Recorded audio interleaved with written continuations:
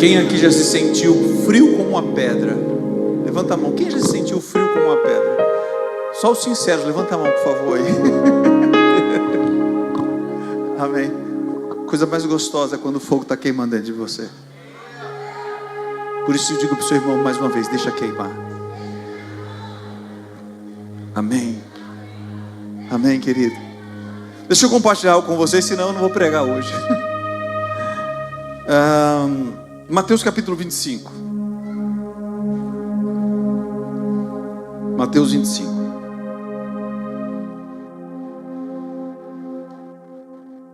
Amém. Bem-vindos. Bem-vinda. Welcome. Hablas espanhol? Bem-vinda. Ou então welcome em inglês. Amém.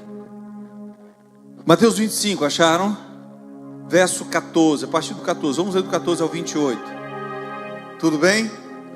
O reino dos céus também será como um homem que, ao sair de viagem, chamou seus servos e lhes confiou os seus bens. A um deu 5 talentos, a outro deu 2, a outros deu 1, de acordo com a capacidade de cada um. Em seguida partiu de viagem. E o que havia recebido 5 talentos saiu imediatamente, aplicou-lhes e ganhou mais 5. Também o que tinha recebido 2 talentos ganhou mais 2. Mas o que tinha recebido 1 talento saiu, cavou um buraco no chão e escondeu o dinheiro do seu senhor. Depois de muito tempo, o senhor daqueles servos voltou e acertou contas com eles. O que tinha recebido 5 talentos trouxe outros 5 e disse: o senhor me confiou 5 talentos, veja, eu ganhei mais 5. O senhor respondeu: muito bem, servo bom e fiel. Você foi fiel no pouco e eu porei sobre o muito. Venha e participe da alegria do seu senhor. Veio também o que tinha recebido 2 talentos e disse: o senhor me confiou 2 talentos, veja, eu ganhei mais 2. E o senhor respondeu: muito bem, servo bom e fiel, você foi fiel no pouco e eu porei sobre o muito. Venha e participe da alegria do seu senhor. Porém, veio o que tinha recebido 1 talento e disse: eu sabia que o Senhor é um homem severo, que colhe onde não plantou e ajunta onde não semeou. Por isso tive medo e saí, e escondi o seu talento no chão. Veja, aqui está o que pertence ao Senhor. O Senhor respondeu: servo mau, negligente, você sabia que eu colho onde não plantei e ajunto onde não semeei? Então você devia ter confiado o meu dinheiro aos banqueiros, para que, quando eu voltasse, eu recebesse de volta com juros. Tomem dele o talento e deem-no ao que tem 10. Pois a todo que tem, mais será dado, e terá em grande quantidade. Mas ao que não tem, até o que tem lhe será tirado. Quantos de vocês têm alguma coisa? Levanta a mão quem tem alguma coisa. Eu não vou perguntar o contrário, porque o contrário é a maldição. Se eu perguntasse assim, não levanta a mão, tá? Não levantem a mão. Mas se eu perguntasse aqui, quantos aqui não tem nada? Pastor, eu não tenho nada. Você conhece gente que diz assim: pastor, eu não tenho nada. Queridos, todo mundo tem alguma coisa. Mas gente que fica o tempo todo dizendo que não tem nada, até o que tem ela perde. Porque é um princípio bíblico: a quem tem será dado, mas a quem não tem, até o que tem será tirado. Então sempre que alguém perguntar para você: tem alguma coisa? Você diz: eu tenho. Tenho sim, porque Deus me deu, Deus confiou a mim. Amém? Não tenha uma mentalidade miserável. Eu não estou falando de questão financeira, eu estou falando de mentalidade. Tem pessoas que são ricas, mas têm mentalidade miserável. Já tem pessoas que têm condição financeira, são pobres financeiramente, mas ela tem uma mentalidade rica. Ela tem uma mentalidade abundante. A gente vê, por exemplo, o exemplo daquela viúva. Ela só tinha 2 moedinhas, tudo que ela tinha, mas ela disse: eu tenho algo para ofertar, eu tenho algo para dar, eu tenho algo para fazer, eu posso fazer alguma coisa, eu vou depositar essas 2 moedas. Jesus está lá no gasofilácio, olhando o pessoal depositando, E ele diz: olha, de todo mundo aqui, essa mulher deu mais do que todos, porque todos deram o que sobraram, mas ela, da sua pobreza, ela deu tudo. Então ela tinha alguma coisa. Nós sempre temos alguma coisa. Essa parábola que nós lemos, ela está dentro de um contexto daquilo que é chamado de sermão escatológico. Sermão escatológico é sermão sobre as últimas coisas, sobre os últimos acontecimentos, o que iria acontecer na terra nos últimos dias. Começa em Mateus capítulo 24, quando os discípulos eles entram no templo e eles, orgulhosos, como bom judeu, eles olham para o templo e dizem assim: Jesus, olha que coisa magnífica. E Jesus disse: não vai ficar pedra sobre pedra que não seja derrubada. Porque Jesus não se encanta com obras de tijolo, de barro. Sabe, a obra que encanta Jesus é a obra que é feita dentro de você. Você pode criar prédios de ouro, de pedras preciosas, pode ser do que for. Mas a obra mais linda que Ele quer fazer é dentro de você. Porque Ele quer que o reino de Deus esteja dentro de você. Amém? Aleluia. Então ele não se encanta com aquilo. Ele diz: não ficará pedra sobre pedra que não seja derrubada. E então eles começam a perguntar: Senhor, quando é que vai acontecer isso? E Jesus começa a descrever, Mateus 24, ele começa a descrever as coisas que haveriam de acontecer. Ele começa a falar de guerras, de terremotos, de apostasia, de falsos cristos, de pestes, de pragas que iriam acontecer. Ele começa a descrever. Quando ele chega no capítulo 25, ele começa a contar histórias, parábolas, para ensinar o povo, que era uma forma didática que Jesus usava para ensinar as pessoas. Aí em Mateus 25 ele fala da parábola das 10 virgens. Ele começa falando das 10 virgens, do 1 até o 13 ele vai falar sobre a parábola das 10 virgens. O que é essa parábola das 10 virgens? Ele conta que 10 virgens estavam esperando o noivo e elas estavam com candeeiro. Elas estavam com candeeiro, aguardando o noivo chegar. E como o noivo demorou, as 10 adormeceram. À meia-noite elas ouviram um grito. Qual era o grito? Eis o noivo! Chega, arrepiou. Elas se levantaram, todas as 10 levantaram, e 5 olharam para suas candeias e disseram assim: o nosso azeite está acabando. Olharam para outra e disseram assim: vocês estão cheios, estão de azeite cheio, dá um pouquinho para a gente que possa continuar. E elas disseram: não, é melhor vocês irem a quem vende, para que não falte nem para vocês nem para a gente, vão lá onde vendem. Mas na hora quando elas foram lá comprar, aquelas que estavam prontas, elas entraram na festa do casamento, porque elas estavam prontas, elas tinham azeite nas suas reservas, elas tinham azeite de reserva. Azeite fala da presença, azeite é símbolo do Espírito Santo. Por isso que os irmãos, os pastores que foram ungidos ontem, nós derramamos azeite sobre as suas cabeças, porque era algo que era praticado no Antigo Testamento, e é um símbolo, azeite é símbolo do Espírito Santo. Nós precisamos estar cheios do Espírito Santo, precisamos manter as nossas candeias com azeite, porque é o azeite que mantém a candeia acesa, é que mantém a lâmpada acesa. Amém? Então diga para o seu vizinho: Deus quer que você esteja cheio e tenha em reserva. Amém?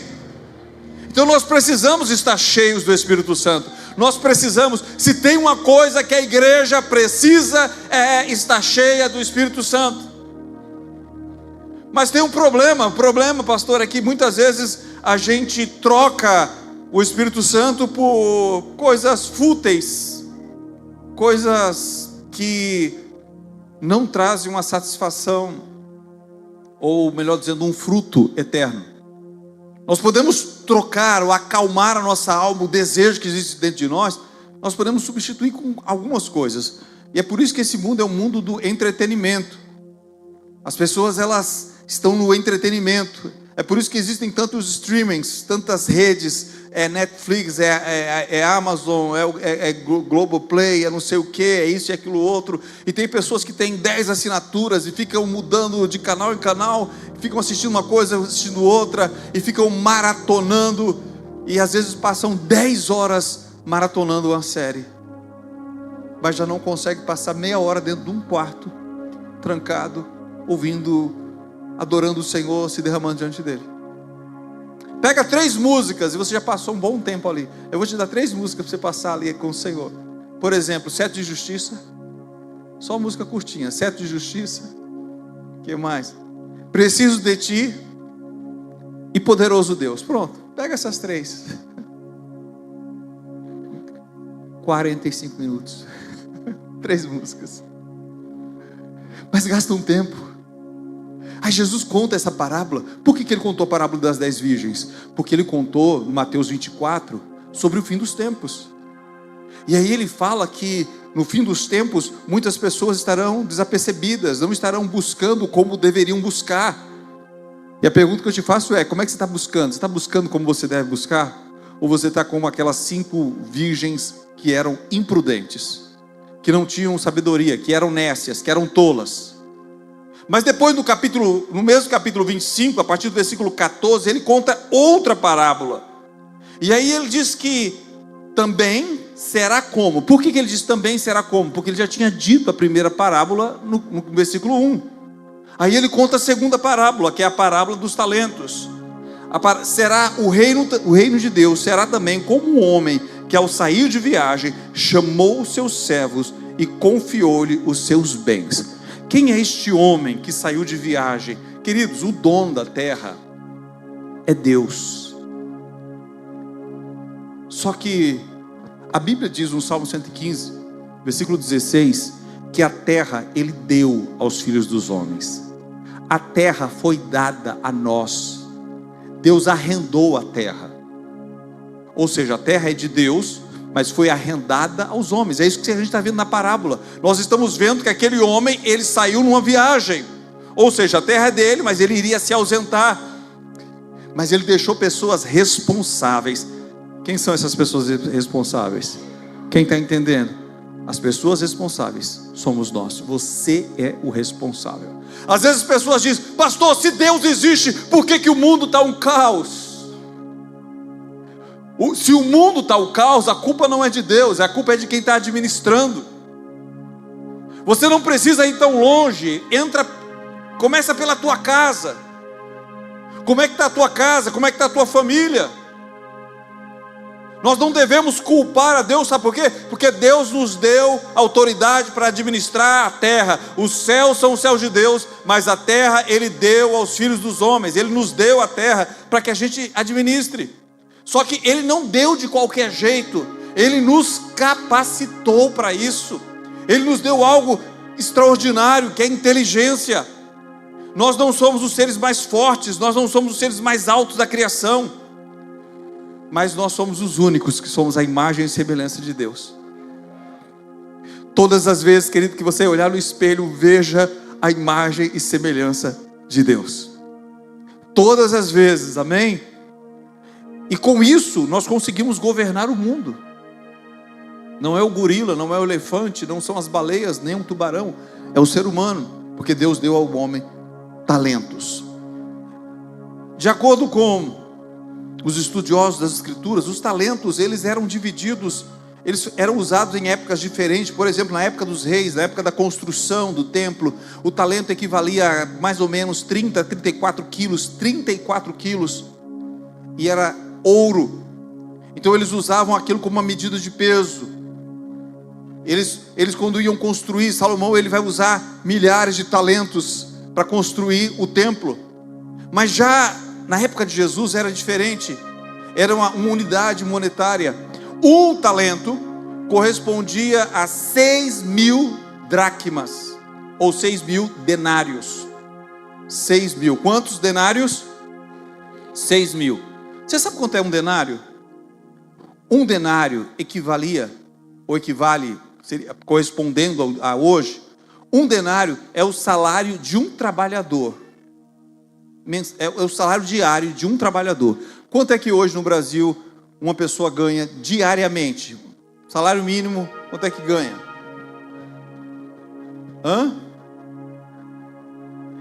50? 50 reais. Vamos arredondar para 50, ficar mais fácil a conta. 50 reais é a diária de um trabalhador hoje. Um talento correspondia a 6.000 denários. 6.000 vezes 50. Quanto é que dá de dinheiro? 300 mil. Aí este fazendeiro rico pegou 300 mil, deu para um. Pegou 600 mil, deu para outro.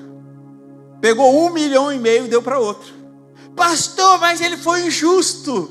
Querido, tem uma coisa, Deus não é socialista. Amém? Deus não é. Ele dá de acordo com a capacidade administrativa que você tem. Ele conhece você. E ele vai dando de acordo com a sua capacidade. É como um pai. O pai não chega e dá para o filho: ó, meu filho, está aqui um carro, essa Mercedes aqui, custou 500 mil reais. Você tem 7 anos de idade, toma aqui o carro e vai lá. O pai faz isso? Não, ele faz de acordo com a capacidade do filho.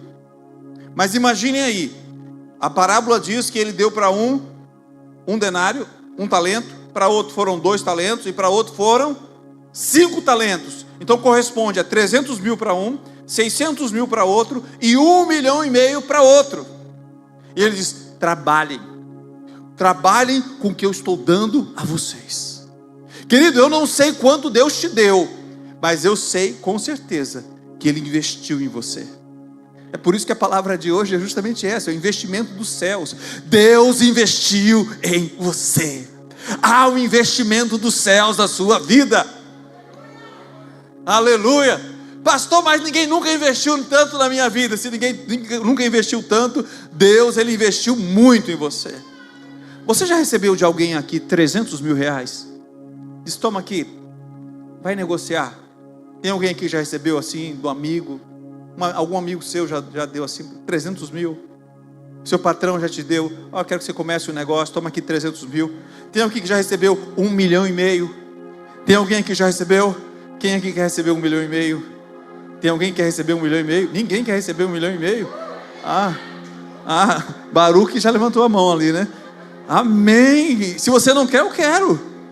Amém. Eu quero. E esse patrão, ele colocou e disse assim: ó, vá agora e negocie. Sabe por quê? Porque Deus, quando coloca algo na sua mão, Ele quer que você multiplique o que Ele colocou na sua mão. Quando Deus coloca algo na sua mão, não é para você ficar: ah, que bonitinho, Deus colocou algo na minha mão.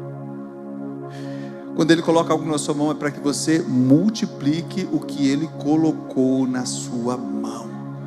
Amém? Porque Deus criou você à imagem e semelhança dEle. E o legal, gente, é que Deus te dá uma quantia, mas Ele dá a você capacidade de você aumentar essa quantia. Aquele homem que recebeu 5 talentos, ele começou a negociar. E quanto ele multiplicou? Ele dobrou. Ele tinha 5 talentos e ele ganhou mais 5. O patrão depositou 1,5 milhão na conta dele. Ele pegou aquele 1,5 milhão e dobrou. Ele fez 3 milhões. 3 milhões. Aquele que recebeu 600 mil, ele pegou e dobrou. 1,2 milhão. Quantos gostariam de ter funcionários assim? Quantos gostariam de ter funcionários assim? Amém? Aleluia. Mas teve um que pegou os 300 mil e disse: e se eu perder? E se não der certo? E se não funcionar? Quantas pessoas que por causa do medo ficam paralisadas, não fazem nada de suas vidas? Quantas pessoas que por causa do medo, elas frustram os planos, os projetos de Deus em suas vidas? Ei, a palavra do Senhor diz assim: Deus não vos deu espírito de medo. Sabe, uma das coisas que eu acho chata quando a gente faz musical aqui, é que a gente bota o telão aqui, e depois que bota o telão e tira o telão, fica feio, fica faltando algo. Gente, vamos comprar um telão aqui de 9 metros.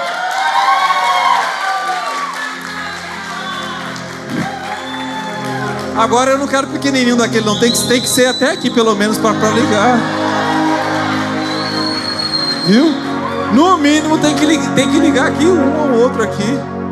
Amém? Aleluia. Glória a Deus. Tem pessoas que por causa do medo elas paralisam. Mas lembre, Deus depositou algo na sua vida, e a pergunta é: o que você está fazendo com o que Deus depositou na sua vida? Deus te deu capacidade. Agora, como eu falei, são números diferentes, talentos, aplicações diferentes que Deus faz. Por exemplo, eu admiro a capacidade extraordinária que Deus deu para o Elias e a Dayana. 130 pessoas, dom administrativo. Você sabia que isso é um dom bíblico? A Bíblia fala que tem pessoas que Deus dá um dom administrativo. E é assim que a igreja funciona, com pessoas que têm essa capacidade. Pegar 130 pessoas, ensaiando, aí faz um ensaio de qualquer jeito, aí diz: não aplaudam, não ficou bom. Né? Como é? Não aplauda porque está feio. Não aplauda porque está feio. Isso é dom administrativo, gente. É dom. E está usando. Amém? Está usando o dom. Está colocando em prática, está funcionando. Não está enterrando. Tem outras pessoas que, como a Ivna falou aqui na hora do dízimo das ofertas, a Joana, que ninguém nunca pregou sobre a Joana era rica, estibadinha. Quanto é, Jesus? Está precisando para essa cruzada aí, Jesus? Eu conheço gente, quer dizer, conheci um cidadão lá em Luiz Eduardo Magalhães, aqui na Bahia. A cruzada custou 150 mil reais, ele pagou a cruzada inteira, 150 mil reais. Quem gostaria de bancar uma cruzada inteira? Você está entendendo? Tem pessoas que servem a Deus com as suas finanças. O cara chegou e bancou. A Joana, estibadinha, filha do funcionário, ele trabalhava no palácio lá do Herodes, né? Ele disse, o Cusa, né? O nome do marido dela. A gente vai bancar, Jesus. A gente vai fazer essa obra. Vamos lá. Aleluia. Elas não pregavam, mas elas estavam ali, ó. Elas estavam ali sustentando o ministério, fazendo a obra. Aleluia. Sabe, porque Deus tem uma multiforme sabedoria. Gente, Deus tem uma multiforme sabedoria. Ele, quando olha para o povo, ele diz assim, ó, esse aqui faz isso, esse aqui faz isso, aquela faz isso, aquele faz isso, aquele faz assim, esse faz assim, esse faz assim, esse tem esse talento, esse tem esse talento, aquela ele tem outro, esse tem outro, você tem outro. Ei, diga para o seu vizinho, você tem talento, não esconda. Amém? Gente, não pode esconder, porque ele fez um depósito. Os céus depositaram na sua conta, os céus investiram na sua conta, a sua educação, a família que você nasceu. Às vezes a gente olha assim e diz assim, mas pastor, cadê o irmão Antônio? Não está aqui hoje. O irmão Antônio, essa semana ele estava dizendo, eu não sei, ele fala assim, né? Eu não sei, meu irmão Antônio, me perdoe, vou limitar aqui, viu? Ele deve estar assistindo. Eu não sei, meu irmão, eu queria ter nascido, por que eu não nasci na Suíça? Eu nasci logo em Sergipe, menor estado do Brasil, pretinho, baixinho. Gente, tem uma coisa, Deus, Ele te dá algo, e Ele não cobra mais do que aquilo que Ele te deu. Sabe o que Ele quer de você? Fidelidade naquilo que Ele te deu. Ele não vai te comparar com ninguém. Ele não vai te comparar com um suíço. Ele não vai te comparar com um francês, com um alemão, porque em nada eles são melhores do que a gente. Nem um americano. Você pode ter nascido na roça. Você pode ter nascido lá no meio do mato. Você pode ter nascido lá, seja lá onde for. Nas brenhas, né, irmã? Não importa onde é que você nasceu, mas onde você nasceu, os céus fizeram um investimento. Os céus foram lá e investiram. Veio investimento sobre a tua vida. A pergunta é, o que você vai fazer com isso? Vai viver de qualquer jeito? Vai viver de qualquer forma? Nunca vai descobrir o propósito de Deus para a sua vida? Não vai multiplicar? Vai esconder? Aquele que recebeu 300 mil Chegou e disse: ó Jesus, ô Senhor, eu cavei, fiz uma botija, coloquei lá no quintal. Sabia que o pessoal antigamente fazia isso? Pegava a botija, botava o dinheiro dentro, enterrava. Alguém aqui já viu avó fazer uma coisa dessa, não já? Não já? Vocês? Outros botavam no colchão. Aleluia. E começava a dar dor de coluna. Mas aquele homem, ele colocou. E quando o dono chegou, ele disse: aqui, está aqui, ó, tudo que é seu, está aqui, está aqui. Eu tive medo, porque eu sei que o Senhor é severo. Você sabe, a sua visão de Deus afeta seu relacionamento com Ele. A visão que você tem de Deus afeta seu relacionamento. Quantas pessoas têm uma visão errada de Deus? Elas acham que Deus está como o Guido lá com o chicote, com Mateus assim, né? Com o chicote na mão, como quem diz: vá, se você errar, eu vou te arrebentar. Tem gente que pensa que Deus está assim, ó, faz. Agora, se você errar, você não sabe o que eu sou capaz de fazer com você. Não, Deus não está assim. Deus está dizendo assim, ó: faça, meu filho. Se você errar, eu vou te levantar. Porque o justo pode cair 7 vezes, mas ele não vai ficar prostrado, porque o Senhor é poderoso para levantá-lo.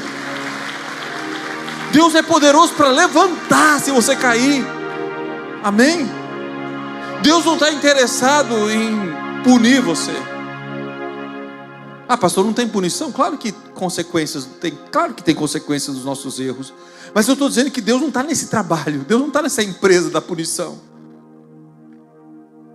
Nós somos punidos pelos nossos próprios erros, pelos nossos próprios pecados. A Bíblia diz que o nosso pecado nos encontra. Mas quando você se dispõe,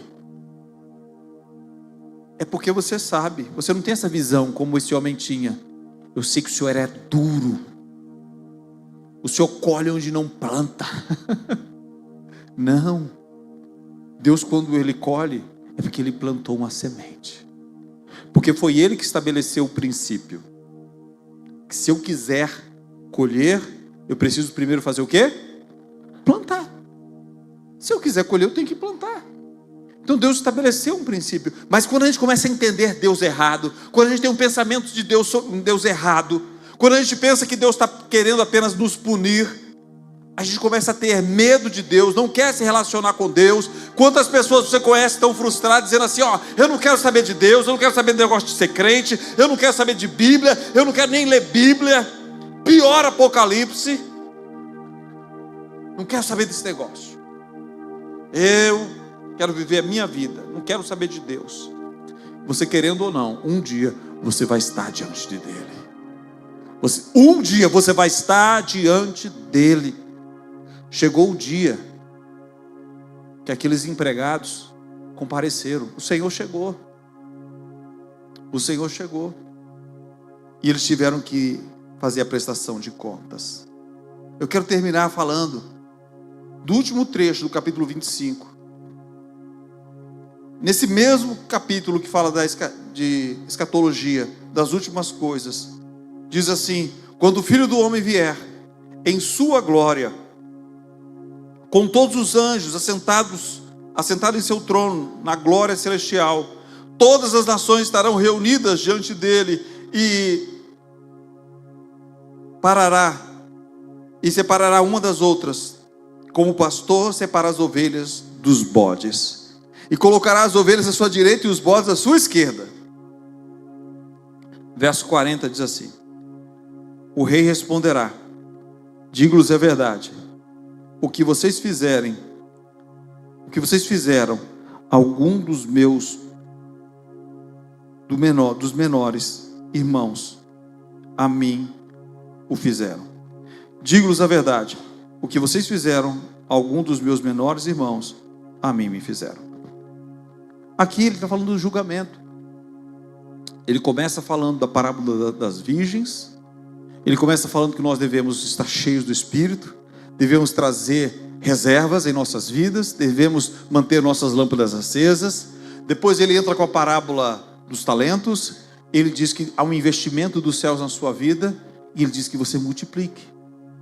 Sabe, como é que a gente multiplica isso? A gente multiplica abençoando outras vidas, abençoando outras pessoas. Todas as vezes que você multiplica os seus talentos, você alcança outras pessoas. Todas as vezes que você multiplica seus talentos, você abençoa outras vidas. Aí Jesus, no versículo 40, ele diz: sempre que você faz ao menor dos meus irmãos, você está fazendo para mim. Você está fazendo para mim. Ei, Deus nunca vai precisar de nada seu. Mas sempre que você faz para alguém, sempre que você se deixa ser um talento, sempre que você se deixa usar pelo Senhor, sempre que Deus usa a tua instrumentalidade, você está fazendo para Ele. Amém? E é nesse dia que nós vamos ouvir: venham benditos de meu Pai, recebam por herança, entra no gozo do teu Senhor, entra na alegria do teu Senhor. Amém, aleluia. Sabe o que Ele quer? Ele quer que você entre na alegria dEle. Ele não quer que você entre na condenação. Ele quer que você entre na alegria. E para você entrar nessa alegria, o desafio, querido, é você pegar aquilo que Ele já te deu. Final de ano é sempre tempo de fazer um balancete. Balancete financeiro, mas também balancete espiritual. Como é que foi seu 2025? Como você investiu seus talentos? O que você está fazendo com seus talentos?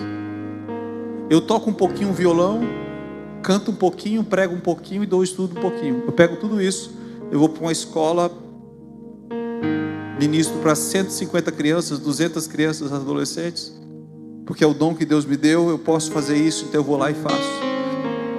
Vou na praça, faço a mesma coisa, em praça pública. Aqui na igreja, seja lá onde for. Estou aprendendo a tocar teclado. De vez em quando sai alguma coisa nas lives. Porque eu quero multiplicar os talentos e os dons que Deus me deu. Eu quero multiplicar. Amém? Eu quero multiplicar. Porque um dia o meu Senhor vai voltar. E quando Ele voltar, Ele vai dizer: servo, eu quero ouvir dEle dizendo: servo bom e fiel. Sid Clay, eu te dei alguns talentos, mas você multiplicou esses talentos que eu te dei. Você não tocava teclado, mas agora está tocando teclado. Você não sabia tocar violão, mas agora está tocando violão. Você nem sabia cantar, mas agora você está cantando um pouquinho melhor. Você não sabia pregar. Quando a gente se converte, a gente pensa que sabe pregar, gente, sabia? Eu, quando me converti, eu pensei que eu sabia pregar. Tem 30 anos, estou melhorando agora, estou tentando aprender agora. Mas isso porque a gente vai multiplicando aquilo que Deus está nos dando. E nesse último domingo de 2025, eu quero que você pense: o que você está fazendo? Toma uma decisão. Toma uma decisão. Não seja daqueles que enterram. Pede para o Senhor: Senhor, me mostra como é que eu posso usar.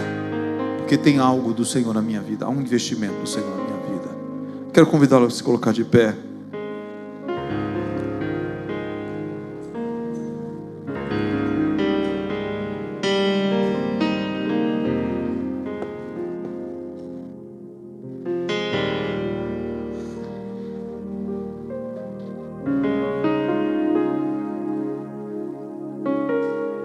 Aleluia.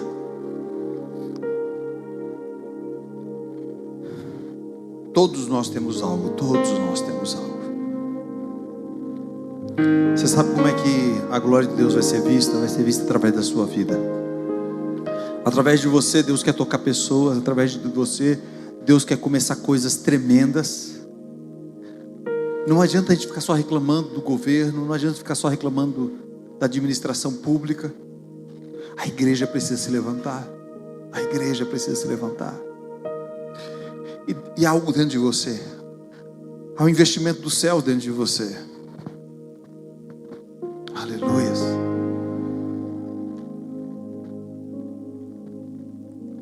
Aleluias. Eu quero que você faça uma oração diante do Senhor, dizendo: Senhor, eu não quero enterrar o que o Senhor colocou dentro de mim. Talvez alguns de vocês tenham essa capacidade administrativa que o Elias e a Dayana têm. Outros têm a capacidade para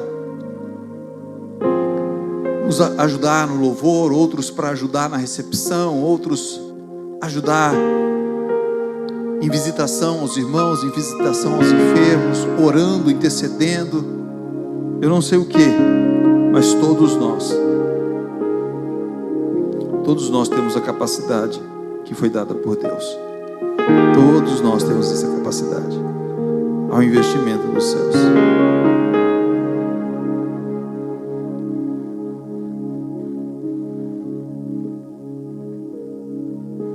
Aleluia, Senhor. Aleluia. Pai, no nome de Jesus, nós queremos colocar as nossas vidas diante do Senhor. Nós entendemos, Senhor, que existem tesouros dos céus. Senhor, nós pedimos perdão por nos comparar a outras pessoas, nos comparar, Senhor, com pessoas que receberam outros talentos, outras capacidades, que estão em outros lugares, que estão em outras posições. O Senhor não recompensa pelos talentos dos outros, mas o Senhor recompensa pelos talentos que o Senhor colocou em nós. O lugar onde o Senhor nos colocou, a cidade que o Senhor nos colocou, a igreja, o povo, a família que o Senhor escolheu. Nós não escolhemos a família para nascer, foi o Senhor que nos colocou em cada família, em cada casa. Foi o Senhor que determinou a nossa estatura, foi o Senhor que determinou a cor da nossa pele, a cor dos nossos olhos, a cor dos nossos cabelos, a nossa capacidade de concatenar, a nossa capacidade, Senhor, de falar, de ouvir. Foi o Senhor que estabeleceu todas essas coisas, Senhor. Tudo é dom, tudo são talentos, são investimentos dos céus. No nome de Jesus.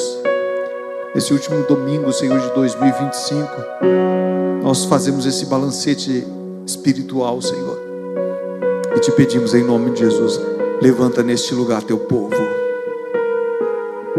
Eu quero orar por sua vida. Levanta neste lugar o teu povo, Senhor. Levanta neste lugar o teu povo, Senhor. Eu te peço que coloque sonhos, porque há pessoas aqui, Senhor, que estão escondendo talentos, estão escondendo capacidade. Senhor, tem coisas que ainda não nasceram, porque teus filhos ainda não se levantaram. Tem coisas que ainda não aconteceram, porque essas pessoas ainda não se dispuseram, Senhor. Senhor, eu te peço em nome de Jesus, faça algo acontecer. Em 2026, Senhor, começa a despertar pessoas que têm capacidade, Senhor, para levantar neste lugar, Senhor. Senhor, um ministério de adoração que vai abalar a nação brasileira. Pessoas que têm capacidade, Senhor, de levantar, Senhor, um ministério de intercessão. Pessoas, Senhor, que têm chamado do Senhor para ministrar, Senhor, a enfermos, orar pelos enfermos. Visitação, Senhor, a presídios. Visitação, Senhor, àqueles que estão afastados. São tantos talentos, tantas capacidades, tantos dons. Em nome de Jesus, em nome de Jesus, vai despertando. Mas antes de qualquer coisa, Senhor, se há alguém aqui nessa noite que precisa se entregar a Ti, que essa seja a noite de entrega. Se essa pessoa é você, eu quero ajudar você a fazer uma oração. Você não é obrigado a fazer isso, mas você pode fazer essa oração comigo. Aliás, toda a igreja pode fazer, mas especialmente você que quer fazer essa entrega nessa noite. Diga assim comigo: Senhor Jesus, nessa noite eu entendi que há um investimento dos céus na minha vida. O Senhor colocou dentro de mim dons, talentos, capacidade, e eu quero usar tudo isso para o Senhor. Eu reconheço que eu preciso de Ti. Eu reconheço que somente através do sangue derramado na cruz eu posso ter acesso a Deus. Por isso eu te peço, perdoa os meus pecados. Hoje, faça mudança na minha vida, transforma a minha vida. Eu me entrego a Ti por completo, hoje e para sempre. Eu estabeleço uma aliança com o Senhor.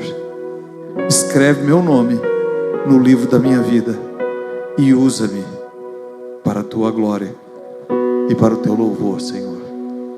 Em nome de Jesus. Em nome de Jesus. Amém? Se essa pessoa é você, você fez essa oração.